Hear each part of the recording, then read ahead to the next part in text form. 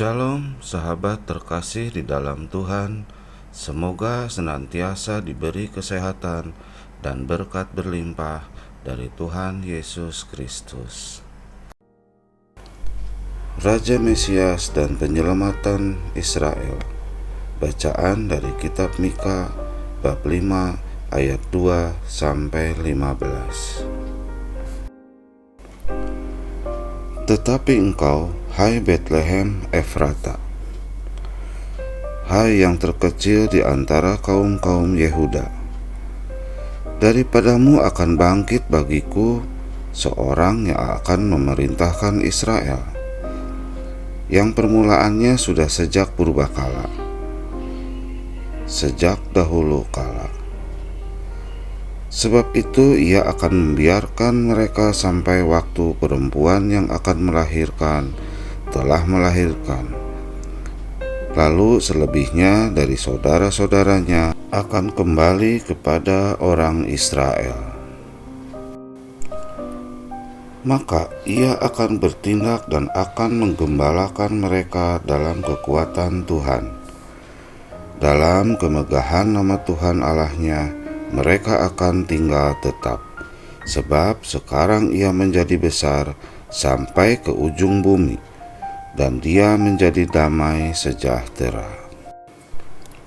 Apabila Asyur masuk ke negeri kita, dan apabila ia menginjak tanah kita, maka kita akan membangkitkan melawan dia 7 gembala, bahkan 8 pemimpin manusia.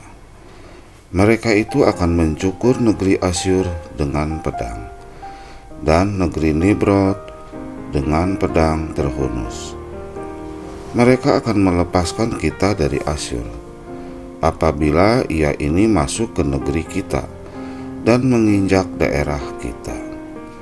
Maka sisa-sisa Yakub akan ada di tengah-tengah bangsa, seperti embun daripada Tuhan, seperti dirus hujan ke atas tumbuh-tumbuhan yang tidak menanti-nantikan orang dan tidak mengharap-harapkan anak manusia. Maka sisa-sisa Yakub akan ada di antara suku-suku bangsa, di tengah-tengah banyak bangsa, seperti singa di antara binatang hutan, seperti singa muda di antara kawanan kambing domba. Kemanapun ia pergi, maka ia akan membanting dan menerkam, sedang tidak ada yang melepaskan. Tanganmu akan diikat melawan para lawanmu, dan semua musuhmu akan dilenyapkan. Maka akan terjadi pada waktu itu, demikianlah firman Tuhan, Aku akan melenyapkan kudamu dari tengah-tengahmu, dan akan membinasakan keretamu. Aku akan melenyapkan kota-kota negerimu, dan akan meruntuhkan segala kuburmu. Aku akan melenyapkan alat-alat sihir dari tanganmu, dan tukang-tukang peramal tidak akan ada lagi padamu.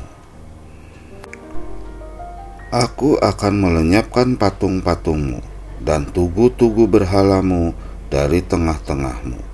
Maka engkau tidak lagi akan sujud menyembah kepada buatan tanganmu. Aku akan menyentakkan tiang-tiang berhalamu dari tengah-tengahmu, dan akan memusnahkan berhalamu.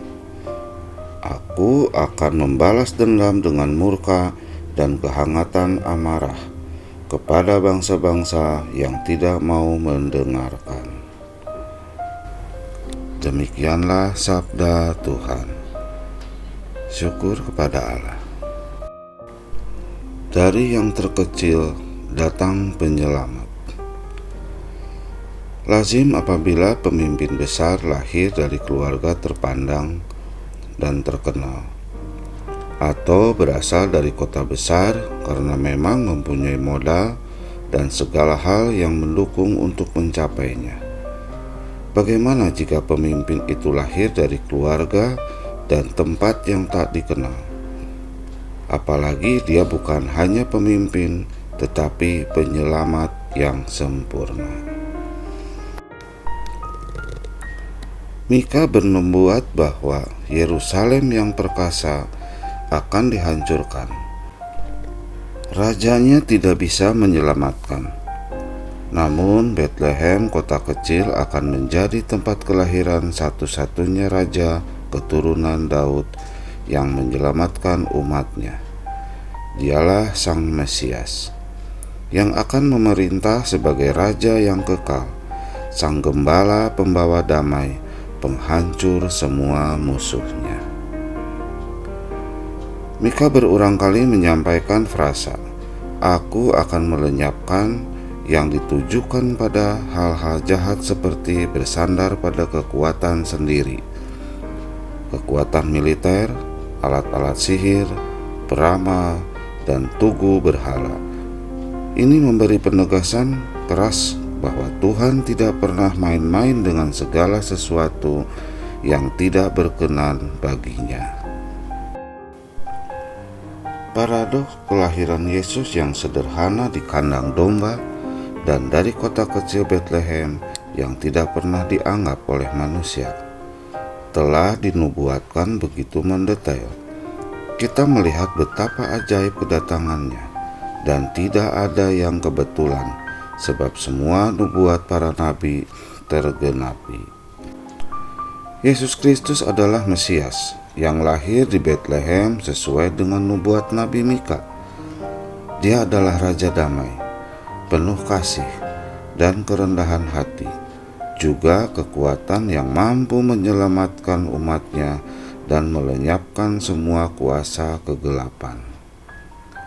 Karya keselamatannya adalah pengharapan, berita sukacita, kekuatan sejati, dan sebuah kepastian. Dia adalah Tuhan yang berinisiatif menyelamatkan jiwa-jiwa yang penuh dosa. Dia adalah penyelamat semua umat dan bangsa yang dilahirkan di sebuah tempat kecil di Betlehem. Marilah kita merespon kedatangannya dengan benar melalui iman bahwa Dia adalah Sang Penyelamat sejati. Demikianlah sabda Tuhan. Terpujilah Kristus. Terima kasih sahabat terkasih di dalam Tuhan telah mendengarkan firman Allah. Semoga diberkati oleh Bapa, Putra, dan Roh Kudus. Amin.